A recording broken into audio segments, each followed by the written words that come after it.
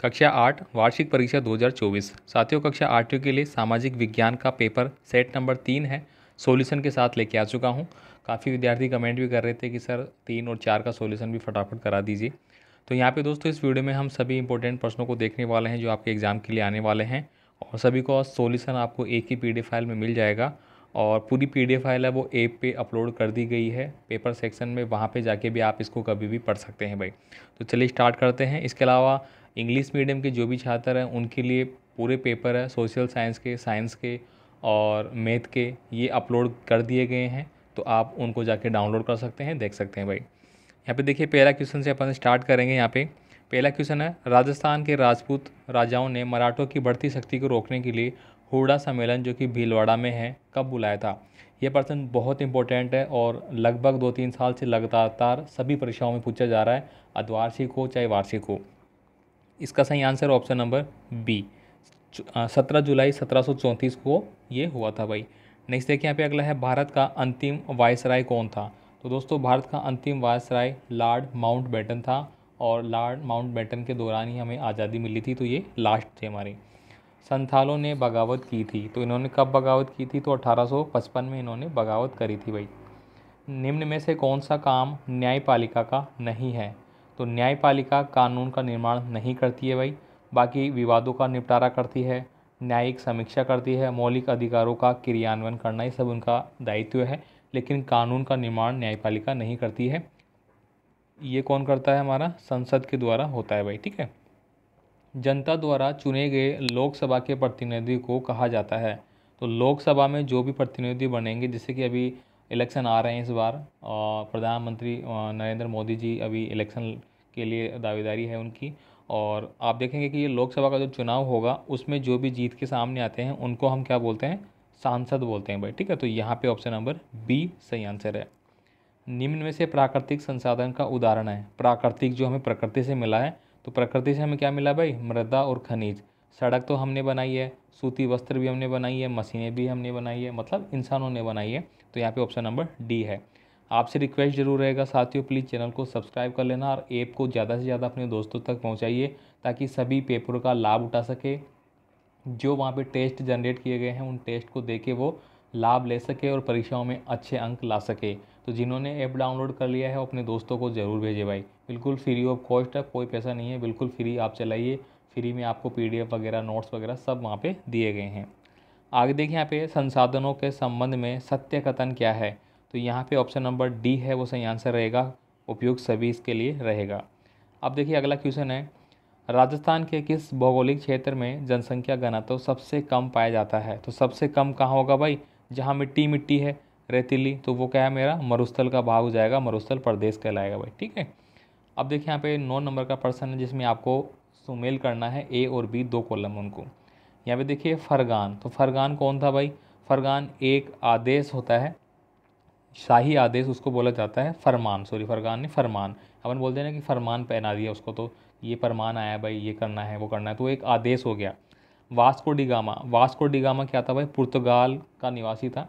इसके बाद देखिए लॉर्ड डलहौजी, लॉर्ड डलहौजी ने क्या किया था भाई, विलय नीति अपनाई थी, तो यहाँ पे डी लिख दिया मैंने। काजी क्या होता है भाई, एक न्यायाधीश होता है, यानी कि जो मुस्लिम समुदाय के लोग होते हैं उनमें एक न्यायाधीश होता है जिसको काजी बोला जाता है।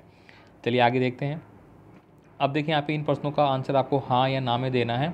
तो यहाँ पे देखिए भारत सरकार के अधीन मानव संसाधन मंत्रालय की स्थापना 1985 में की गई थी, तो ये बिल्कुल सही है, इसलिए इसको हमने हाँ कर दिया है। जनसंख्या का आयु लिंग संगठन का आलेखीय निरूपण जनसंख्या पिरामिड कहलाता है, तो ये भी बिल्कुल सही है। किसी भी देश के लोग महत्वपूर्ण संसाधन होते हैं, तो बिल्कुल सही है भाई। विश्व की सबसे अधिक जनसंख्या यूरोप महाद्वीप का निवास करती है, तो बिल्कुल ये बात गलत हो जाती है, तो इसको गलत ना कर दिया है। अब देखिए लोगों को शोषण से बचाने के लिए सरकार क्या करती है, ये प्रश्न आपको यहाँ पे मैंने स्क्रीनशॉट अटैच कर दिए हैं ताकि पेपर आप आराम से पढ़े और प्रश्न भी आप आराम से पढ़े, ऐसे ही एग्ज़ाम में भी आपको देना है भाई। अब देखिए यहाँ पे इसका आंसर है वो आपको पूरा यहाँ पे मिल जाता है, तो आप इनको पढ़ लेना भाई, ठीक है।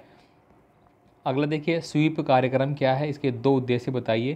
तो यहाँ पे स्वीप कार्यक्रम के 2 उद्देश्य यहाँ पे बता दिए गए हैं, ये क्या होता है, यानी कि मतदाता, नागरिक और निर्वाचनों को निर्वाचन प्रक्रिया के बारे में प्रशिक्षित करके एवं उनकी सहभागिता बढ़ाने हेतु निर्वाचन विभाग द्वारा संचालित बहुमुखी कार्यक्रम को स्वीप कहते हैं। इसके दो क्या हो गए, एक तो हो गया सूचित मतदान और एक हो गया सूचित मतदान जागरूकता के साथ और एक निष्पक्ष मतदान।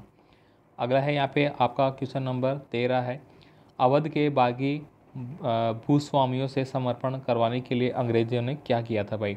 तो इसका आंसर आपको यहाँ पे मिल जाता है भाई, रट लेना अच्छे से सारे प्रश्न। और पूरा पेपर है वो ऐप पे अपलोड हो चुका है, वहाँ से आप इसको डाउनलोड करके देख सकते हैं या फिर वहाँ पे पढ़ सकते हैं भाई। आर्थिक क्रियाओं से आप क्या समझते हैं। तो देखिए आर्थिक क्रियाएं क्या होती है, धन की प्राप्ति हेतु किए जाने वाले समस्त क्रियाकलाप जिनसे मानव अपने और परिवार का भरण पोषण और जीवन यापन करता है। सामान्य आर्थिक क्रियाएं कौन कौन सी है भाई, कृषि, पशुपालन, वानिकी, खनन, विनिर्माण, परिवहन और अन्य कई सेवाएं जो इसके अंतर्गत आती है। आगे देखिए महालवारी व्यवस्था स्थायी बंदोबस्त के मुकाबले कैसे अलग थी। तो इसका आंसर आपको यहाँ पे मिल जाता है महालवारी वाला। ये प्रश्न आपके लिए वेरी वेरी इंपॉर्टेंट है भाई, अच्छे से पढ़ना। महालवारी और रेतवाड़ी जो व्यवस्था हैं उनको पढ़ लेना भाई, 100% एक प्रश्न छपेगा। तो ये यहाँ पे आंसर मिल जाता है। इसके बाद देखिए सरकार किसानों को कृषि के विकास में किस प्रकार मदद करती है। तो ये लीजिए भाई, इसका आंसर अभी आपको मैंने छाप दिया है, स्क्रीनशॉट लगा दिया है, इसको आप पढ़ लेना भाई। स्क्रीनशॉट भी आप अभी भी ले सकते हैं, ठीक है, और इनको पढ़ सकते हैं। बाकी ऐप पे पढ़े, ऐप पे आपको जो चीज़ चाहिए वो वहाँ पे आप जाके देख सकते हैं, सब कुछ वहाँ पे अवेलेबल है। कुछ चीज़ आपको अवेलेबल नहीं है तो आप मुझे मैसेज कर सकते हैं, ठीक है, फ़ोन ना करना भाई। औद्योगिक प्रदेश का संक्षिप्त टिप्पणी आपको लिखनी है। तो यहाँ पे देखिए औद्योगिक प्रदेश का विकास तब होता है जब कई तरह के उद्योग एक दूसरे के निकट होते हैं। तो ये सारा आंसर यहाँ पे मिलता है, इसका भी आप देख लेना भाई। अब देखिए यहाँ पे अगला प्रश्न क्या था भाई, जेम्स मिल और टॉमस मेकाले के अनुसार भारत में यूरोपीय शिक्षा अनिवार्य है, इनके इस सोच के कोई दो कारण लिखना है। तो ये देखिए यहाँ पे इनकी सोच के दो कारण दे दिए गए हैं। तो ये आप यहाँ पे लिखना है भाई, क्या इनकी सोच थी, किस कारण से ये इस प्रकार से इन्होंने अंग्रेजी शिक्षा के लिए जो मेकाले थे उनको माना जाता है। तो ये यहाँ पे आपको पढ़ना है भाई, ठीक है। आगे दूसरा सेकंड है इसी का, महात्मा गांधी ऐसा क्यों सोचते थे कि अंग्रेजी शिक्षा ने भारतीयों को गुलाम बना लिया है। दो कारण आपको देना है। तो देखिए यहाँ पे महात्मा गांधी ऐसा इसलिए सोचते थे क्योंकि उनका मानना था कि अंग्रेज शिक्षा ने भारतीयों के मस्तिष्क में हीनता की भावना बढ़ दी है। दूसरा ये मानना था कि जो हमारी सभ्यता थी, श्रेष्ठता सभ्यता थी के रूप में देखने की शिक्षा थी तथा अपनी संस्कृति के प्रति गर्व की उनकी भावनाओं को नुकसान पहुंचा है, ये वो मानते थे भाई।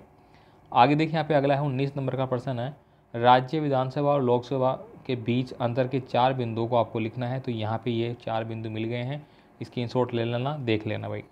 आगे देखिए भारत में हशियाई तबलों ने मूल अधिकारों का इस्तेमाल कितनी तरह से किया है। इसका आंसर आप में मिलता है, अल्पसंख्यकों के लिए हमें सुरक्षात्मक प्रावधानों की ज़रूरत है। दो कारण आपको देने हैं, तो दो कारण यहाँ पे दे दिए गए हैं भाई, पढ़ लेना। बाकी ऐप डाउनलोड करिए भाई, मैं बार बार ऐप के लिए इसीलिए कह रहा हूँ कि आप वहाँ पे भी वीडियो, जो ये अभी वीडियो आप देख रहे हो, ये वीडियो वहाँ पे भी आपको मिल जाएगा, वहाँ पे भी आप इसको देख सकते हैं। वहाँ पे कोई ऐड नहीं आएगा, कोई भी आपका टाइम नहीं है, कभी भी आप जाके देखिए भाई, ठीक है। अब देखिए यहाँ पे तो आपको लेटेस्ट पेपर है वो भी आपको मिल जाएंगे।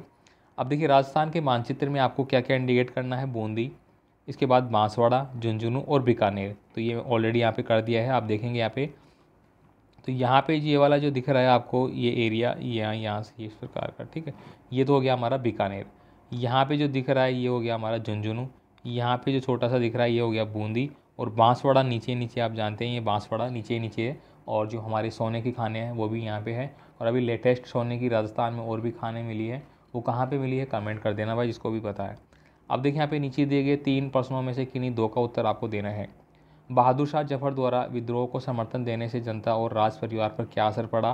तो इसका आंसर आपको यहाँ पे मिल जाता है भाई, क्या असर पड़ा, ठीक है।